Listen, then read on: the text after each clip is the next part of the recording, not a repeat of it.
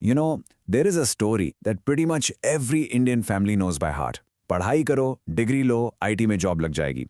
Study hard, get that degree, and land the IT job. And for 20 solid years, that story was totally real. It wasn't just a pipe dream, right? It was this documented, highly repeatable path straight from poverty to prosperity. You go to an engineering college, you crush campus placement, and boom, TCS, Infosys, or Wipro. The salary gets credited, the home loan gets approved, and your parents' retirement secured. Section 1. The Broken IT Dream. Here's the thing. India's IT sector didn't just create jobs. It basically created an entire social contract. We're talking about 10 to 15 million people working in IT and BPOs. They were going homes, sending their kids to private schools, taking the very first flights of their lives. It drove massive consumption across real estate, education, retail, and restaurants. It wasn't just employment, it was dignity. That IT job was living proof that education actually worked, that merit was rewarded, and that the system, despite all its flaws, could finally deliver. But right now, that contract is breaking. And the crazy part is, the thing breaking it isn't a recession. It's not some policy failure or a global slowdown. It's artificial intelligence. And guys, it is moving way faster than any government, any company, or honestly any family has ever been prepared for. Section 2. The shocking hiring data. So let's look at what's actually happening on the ground. Not the fear-mongering, just the hard data. Take Tata Consultancy Services, or TCS. They're India's largest company by market cap, literally the crown jewel of Indian IT. This year, they hired 25,000 fresh graduates. Now, their average over the last 3 years? 40,000. That means 15,000 fewer young engineers just got their shot at the middle-class dream. And if we zoom out across India's top IT firms, gross hiring dropped by an insane 60,000 in a single financial year. That is definitely not a rounding error. That's 60,000 families whose master plan just didn't work out the way it was supposed to. Look at Naukri.com, India's biggest job portal. They're showing white-collar job growth sitting at near zero for 3 consecutive years now. Plus, entry-level salaries for engineers, they've barely budged, moving from 3.5 lakh to 3.8 lakh per annum over an entire decade. And the intent to hire freshers dropped from 18.8% in 2024 down to just 14% in 2025. This brings us to April 2026, when global equity research firm Bernstein did something pretty extraordinary. They actually wrote an open letter directly to Prime Minister Narendra Modi, warning him of a deepening employment crisis specifically tied to AI disruption in the IT sector. This wasn't just a standard research note for investors, it was a letter to the Prime Minister. Why? Because the sheer scale of what's happening right now absolutely requires policy intervention at the highest possible level. So to understand why this is happening, we really need to look at what AI actually does to a software job. It doesn't just replace the job all at once. No, it hollows it out from the inside. Think about it. A junior developer's job has always been made up of a bunch of different tasks, right? Writing basic functions, debugging, writing documentation, running tests, handling support tickets, and translating business requirements into code.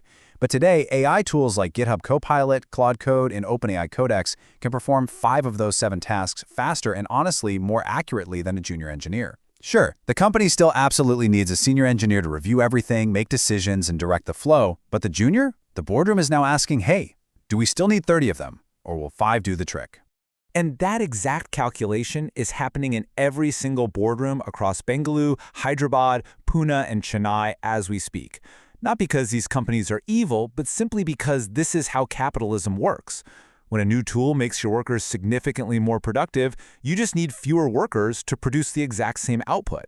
You see, India's entire IT competitive advantage was built on one very specific thing: incredibly talented people at a lower cost. Labor arbitrage, getting the same work done cheaper. But here's the catch. AI doesn't arbitrage labor, it eliminates the need for large volumes of it entirely. Think about it. When a client over in New Jersey had to choose between hiring 5 developers locally or 20 in India, India always won on cost. But today, when that same client can deploy an AI agent for $500 a month that literally does the work of 15 junior developers, well, the equation changes completely. Section 3. The real human cost. The people bearing the absolute brunt of this are the ones just starting out, the ones who did everything right. They studied engineering, got placed on campus, and were just waiting to join in July. But then, offer letters get deferred, hiring freezes, and join dates get pushed back by a year, sometimes indefinitely. India pumps out about 1.5 million engineering graduates every single year. Historically, the IT sector absorbed the majority of the qualified ones, but it just can't do that anymore, at least not at those massive volumes. And the scary part? No alternative sector has emerged at scale to take its place. Let's talk about what this actually feels like, because behind every one of these statistics is a real person. And the person behind this particular statistic is everywhere in India right now. It's the engineer who took out a home loan because that job offer felt permanent. It's the family in a Tier 2 city who opened a small shop relying on the salary their son was going to send home. It's the daughter whose marriage was planned around a future that suddenly no longer looks certain. Outlook India recently reported something that would have been completely unthinkable just a decade ago. A growing number of IIT graduates, literally the sharpest engineering minds in the country, people who cracked one of the hardest entrance exams on the planet, are shifting toward government service. And it's not because they suddenly want to. It's because the private sector simply no longer offers the security they were promised. There's also a highly specific risk here for women in IT that barely anyone is talking about. India's IT sector was one of the first industries to offer large numbers of women real financial independence, giving families a solid reason to invest in their daughter's education. Women have been disproportionately concentrated in entry-level roles, which are exactly the roles most exposed to AI automation. If families start believing that an engineering degree no longer guarantees a stable job, that vital investment in women's technical education is going to erode. And the consequences for gender equity in India, they would be profound and incredibly long-lasting. Section 4. The Macroeconomic Ripple. Here is the macro picture that makes this way bigger than just a story about jobs. India's entire growth story has always depended on a very specific chain reaction. IT sector growth leads to middle-class income, which drives consumption, which fuels real estate, education, retail, airlines, healthcare, and ultimately further economic growth. An IT engineer's salary doesn't just benefit the engineer, right? It benefits their landlord, the local grocery vendor, the school, the hospital, the auto driver, the dhobi. That is exactly how a consumption economy works. But remove that anchor income and the ripples just stop. The gap between GDP growth and consumption growth widens into a chasm. That letter from Bernstein to PM Modi, it wasn't just about IT jobs. It was fundamentally about what happens to India's consumption story when the aspirational middle class loses its income anchor. Now, India's official unemployment rate sits at 5.2%, but let's be real, that number completely misses the educated youth who are employed informally, underemployed, or have simply given up looking altogether. The real picture among engineering graduates is significantly darker. Right now, the informal safety net absorbing displaced white-collar workers in India is the gig economy. We're talking Swiggy, Ola, Amazon delivery. And hey, these aren't bad jobs by any means, but they are absolutely not the jobs these workers spent years training for, and they offer no clear path back to middle-class stability. Section 5. Your ultimate survival plan. Okay, now here is the part nobody really wants to sit with, because it requires some serious honesty about what's actually possible. The jobs being lost, they're real. The displacement is real. But the story absolutely does not have to end there. The real question is whether India can move fast enough to adapt. Niti Aayog recently published an incredibly detailed blueprint with 3 core pillars. First, embed AI in education right from the school level. Second, bring back the 44% of India's top AI researchers who are currently working abroad. And third, build a massive national reskilling engine for the workforce that's already out there. To put this in perspective, China integrated AI into its national school curriculum back in 2022. Fast forward 4 years, and their pipeline of AI-native graduates is already entering the workforce. Meanwhile, India is still debating whether to even include AI in university syllabi. But listen, here's what the data also clearly shows. The workers who adapt, the ones who treat AI as a powerful tool rather than some existential threat, are not just surviving right now. Some of them are absolutely thriving. Engineers who actually learn to direct AI, verify its outputs, and use it to multiply their own productivity are producing 3 to 5 times more output than those who don't. In a highly competitive job market, that productivity gap literally determines who gets hired and who doesn't. So yes, the crisis is very real, but it's not evenly distributed at all. It falls the absolute hardest on those who refuse to adapt. So the question for every single engineering student in India today isn't, will AI take my job? The question is, am I actively building the skills that make me irreplaceable even as AI advances? The government's response has been way too slow, and the corporate response has been entirely profit first. But neither of those things is in your control.